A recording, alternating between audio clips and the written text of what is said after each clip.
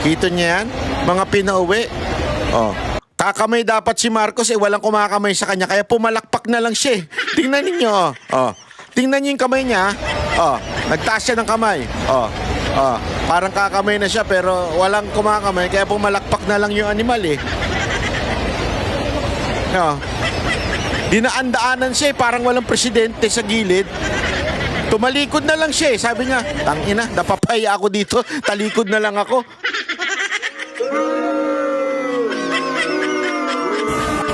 Oh, ayan no. Kita nyo? Oh, alam nyo kung bakit, mga kababayan? OFW to ah. Ito yung mga supposedly pagdating sa politika, pagdating sa paghanga sa mga government official, mataas ang ano nila. Kasi doon sa kanilang mga bansang kinatutuluyan, hindi ang mga politiko hindi nakikita. Yung mga hari-hari diyan hindi nakikita. Dito, minsan pag nakita mo, hahanga ka, kaya tingnan mo, pag si BP Sara Duterte ang nakikita nila, grabe hiyawan. Grabe yung mga tao para nakakita ng Korean pop star. Totoo, di ba? Pag si BP Sara Duterte, lalo na nung panahon ni Pangulong Duterte, baka sabihin ng iba dyan, presidente yan, siyempre hindi sila kakamay, hindi sila kakaway, hindi sila yayakap. No. Nung panahon ni Pangulong Duterte, witness kami dyan. Witness ako dyan. Kasi nakasama rin ako sa ilang mga, sa sarili kong kapasidad.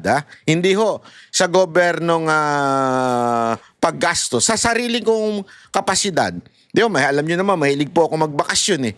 Minsan sinasabay ko sa state visit ni Pangulong Duterte. Siyempre, nakakapasok na lang tayo doon kasi nasa opisina din tayo ni Mocha Uson. Pero hindi tayo kasama sa entourage niya na binabayaran ng gobyerno. Sa atin lang yun, sarili lang natin. Pero nakikita ko, yung mga tao, bawal pumunta doon sa hotel ni Pangulong Duterte pero naka-standby sila. Pinaalis na sila ng mga pulis ng bansa na yon pero hindi sila umaalis. Sa sobrang, kasi siyempre may protocol. Remember, presidente yan ng ibang bansa. So you have to protect that person or else pag may nangyari dyan, ang masisi dyan yung presidente ng bansang dinalawan ni Pangulong Duterte. Kaya ang higpit to, lalo na sa Japan. Pero grabe ho. Nagbantay ho yung mga tao doon. Nung pagdating ni Pangulong Duterte, grabe yung mga tao, talaga naghiyawan, naglapitan. Wala na magawa eh. Si Pangulong Duterte, todo naman ang kamay, todo pa picture. Pero ito, tingnan ninyo, ano ito? Sige, ano nga ho ito? Kayo na humusga. Hindi na ako. Kayo na humusga. Ano nangyayari dyan? Tingnan nyo. Ni isang OFW walang kumamay. Buti nga walang sumampal sa iyo eh. Wag na ganon. Wag naman ganon mga kababayan. Wag naman natin bastusin ng harap-harapan ha.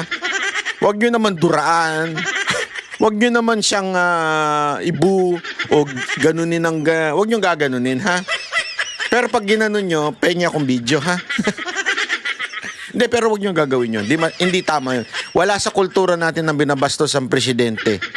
Unless sobrang sama katulad nito. Hindi. Huwag nyo gagawin. Ako, I do not encourage disrespect to the president, ha? Kahit papaano, presidente pa rin nga natin, eh.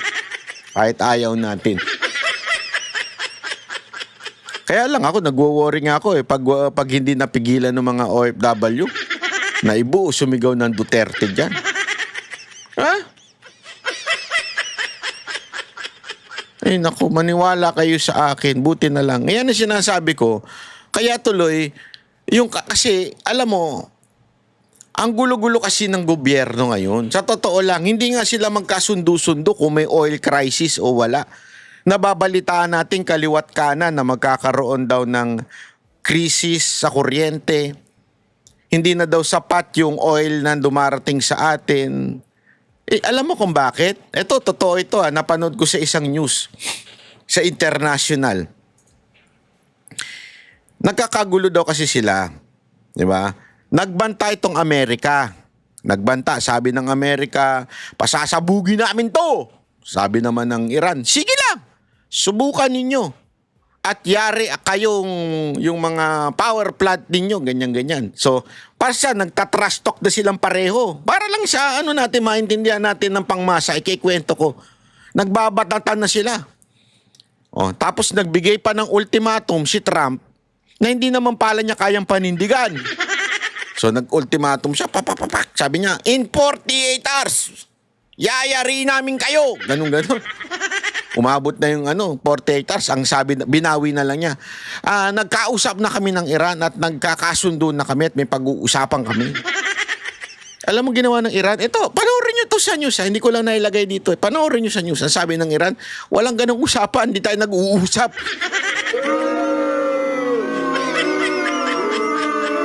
Grabe nagulat ako doon. Mismo yung kanilang hindi tayo nag-uusap, walang usapang ganun.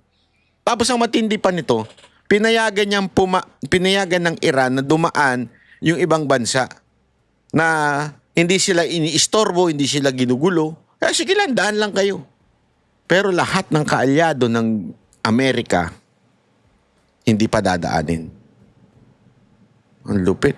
Kaya nga ang tanong nung international news na yun, ano kaya ang mangyayari sa Pilipinas dahil kaalyado natin ng Amerika? Tutang-tuta tayo ng Amerika.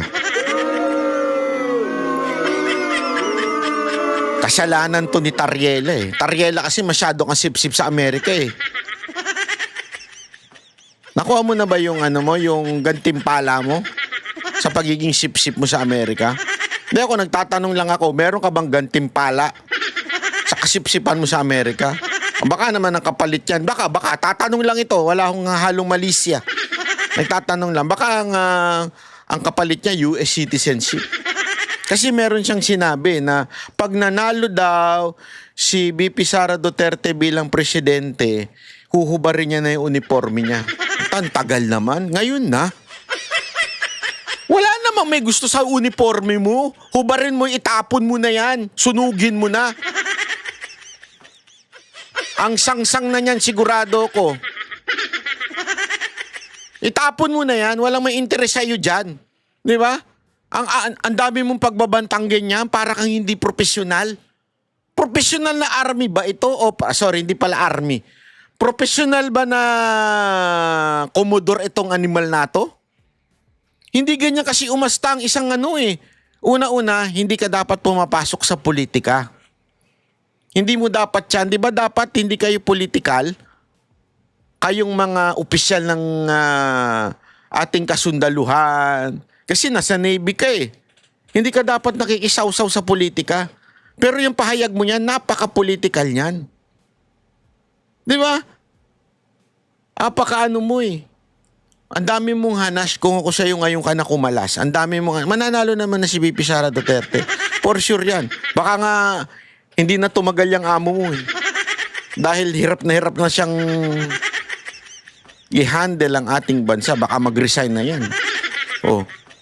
Pag nag-resign na yan, agad-agad umalis ka na rin Ikaw ang unang-unang aantayin kong mag-resign pag alis ni Marcos. Ito talaga babantayan ko to. Ikaw ang unang-unang lumayas dyan. Pagka-declare na panalo ni VP Sara Duterte, una ka nang lumayas dyan sa posisyon mo. Huwag ka na magpaalam. Walang interes sa magpaalam ka. Lumayas ka na. Alis na.